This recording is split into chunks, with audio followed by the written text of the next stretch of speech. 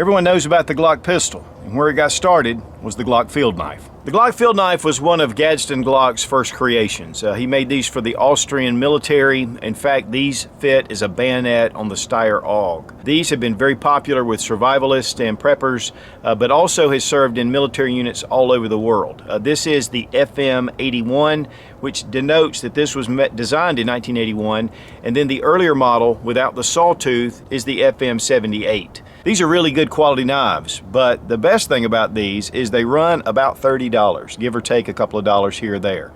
So these are very budget friendly, easy to put into a pack, and it's Glock quality. Now guys, this is one of the original Glock knives that I bought probably 20 years ago. It does have the desert sand color to it, and polymer on the grip, polymer on the sheath, and you have a little catch here. You actually get a hold of the guard and just push up on it and it pops it open. And you can tell it's a really solid lockup. But the sheath itself, we're going to take a look at first. This is a little catch here, very secure. It locks into place. It accommodates about a 2 1/4 inch belt. And these sheaths are the same as the others. They're the same as the newer models. And then we have the Glock knife itself. Now, one of the things that will denote this being an early model is that the logo is actually a circle. And so that tells you that this is one of the early productions. With the later productions, here we have an OD green. You can see that it has the standard Glock logo. And I'm not sure when that changed, but that's definitely something, that'll tell you whether this is an older or a newer style knife. Now these are being used by a number of different armies around the world, including Austria, which these are made, and then Germany, India, Denmark, and a host of other countries, including South Korea. And then we have the FM78, which has just a smooth spine. Now, because this is the FM78, I'm pretty sure that these were first designed in 78, and then the sawtooth was in 1981. It is a bayonet design. In fact, this is a bayonet. A lot of people were wondering if this has been removed, the ring for the bayonet, but actually it goes into the back, and we're going to take a look at that. One of the things about these knives, though, is when they come in, they're typically not that sharp. This one has a lot of protective coating on it still from the factory, because I've not used this one. And one of the big reasons is this is actually signed by R. Lee Ermey. And I thought that was pretty cool. This is one that's just in my collection. This is the only one that I have that's the Model 78. The blade is made from spring steel, and it's 1095 tool steel. It has a Rockwell hardness of 55, and then they do a electro finish on it. This one has a little bit more of a dull finish than a lot of the newer ones. But the sawtooth blade is really wide, and so you're not going to get a really sharp cut on that, but we'll do some field testing in a minute. Also, this can be used as a bottle opener, and you can also use these ends to pry different crates, ammo crates, things like that. Now, part of the blade actually fits all the way down to this notch. And then from here, we have a tube that comes all the way up. And that's where you're going to fit this to a bayonet adapter. Here we have just a cap on the end. This is removable, but it's fairly difficult. But we're going to show you that in just a minute. It does have a swedge that comes at the top. And of course, this can be sharpened as well. This is an excellent knife for self-defense. It's a good knife for piercing, stabbing, but it's also good for batoning wood. You can use it for feathering, but it just really doesn't have enough belly for it to be a chopper. This is definitely not a chopper, but there are a lot of good uses for this. Now, one of the big things about these knives, being Glock knives, they're definitely proven, but this is not necessarily the ultimate survival knife. It's an excellent knife to have in your pack. You can use it for a lot of things. But to me, I would probably go with something a little larger, a little more of a belly to it that could do a little more chopping for just a standard field survival knife. Now the blade length is 6.5 inches. The weight on it is 7.1 ounces. So it's a really lightweight knife, and yet it's really a capable knife. On the FM78, it weighs just a touch more because it doesn't have these cuts out of the top of the blade. Now here we have one that's kind of an OD brown color.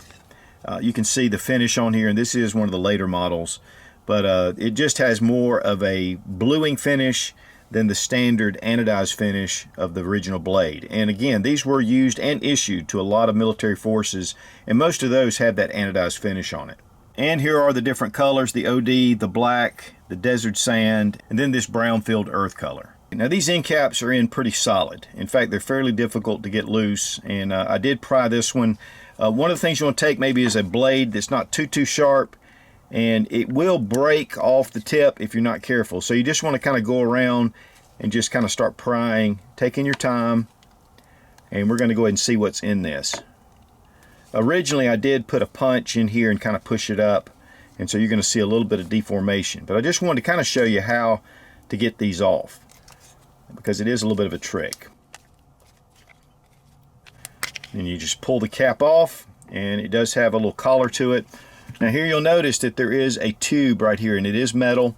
It goes down again about right to the second ring, and so this is what fits into the adapter on the Steyr AUG. I'm not sure what others it might fit, but definitely that's one of the things that Glock did, was design field knives and entrenching tools before he got into firearms for the Austrian army, and so fitting the Steyr AUG is a no-brainer. You do have these holes on either side, and those are definitely for probably trying to get this out. This is not easy to get out, which makes it kind of funny that they wouldn't make this a little easier. And then you can just put your cap back on if you want, or you can leave it. You can actually put items in here for survival if you want to. But just press it down. It doesn't quite fit quite as close as the original, but you know, if you want to get into it, that's how you do it.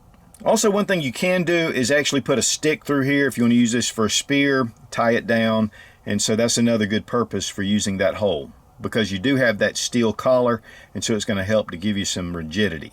Now this old piece of cedar, just going to do some testing. You can get some feathering with this. This one in particular I think has been sharpened a little more, but it's been a while. But you can definitely get some fire tinder out of this if you need to. Now let's test out the saw blade. The way it's shaped, it goes forward. So as you push, it's going to be fairly wide. If it was narrow, it would cut better.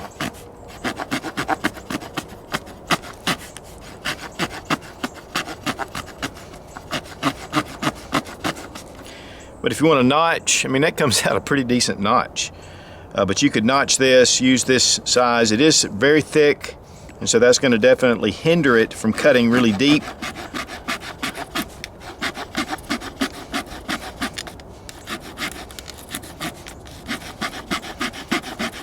But you can see, that's really a clean cut. That's going to be for limited use. Now we've got it jammed into this wood. We're going to try drawing.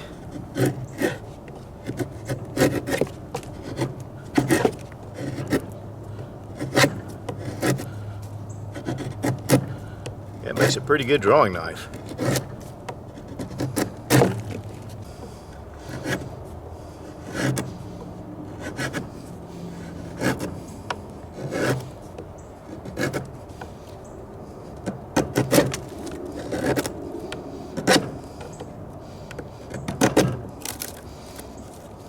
We have a seasoned piece of wood here. I already did one. I had the camera cut off. We're going to go ahead and I'm going to show you how this works.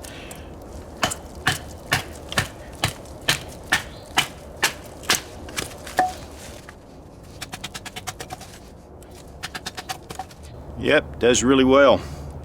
Not necessarily as much. I think because of the thin blade size, it actually helps. I think a thinner blade would actually cut a little better, but it has that strength to be able to hold up.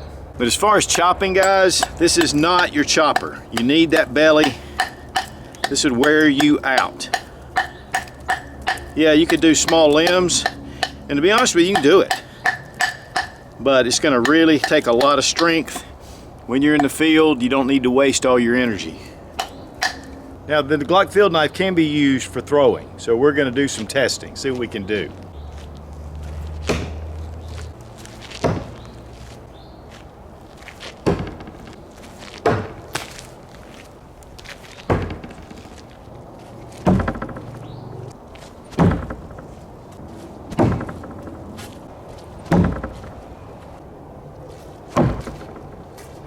Now when it comes to throwing, guys, best thing to do is to grab it by the blade. That works the best. Honestly, 80% of the time it was sticking into the board, which was really surprising. I'm not really great at throwing knives, but this makes it easy. And of course at the end you'll see all my misses. But it definitely has some wear on it from hitting that concrete. But overall, still in good shape.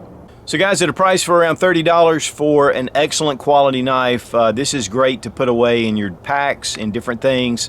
And of course a number of colors, and then you can get it with the saw blade or without. And guys, I'll tell you, this is an excellent knife for the price. Yeah, that does have its limitations. I mean, it's not a chopper, but it definitely gives you a lot of options, as we've shown, to get you through some tough situations. Guys, if you're serious about prepping and survival, check out Survival Dispatch Insider, one of the best resources on the web, using many world-renowned contributors. We upload one video that's exclusive to the Insider every week. I'll have a link down below in the description. Check it out. Be strong, be of good courage. God bless America. Long live the Republic.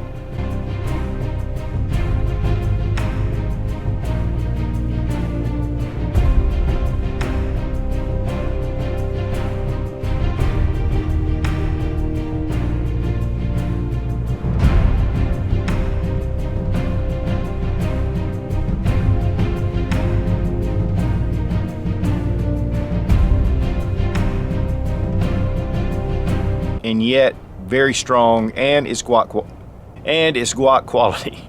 Guac. And it's guac quality. Guac perfection. The weight is 7.1 inches. And guac quality. Why do I keep saying guac?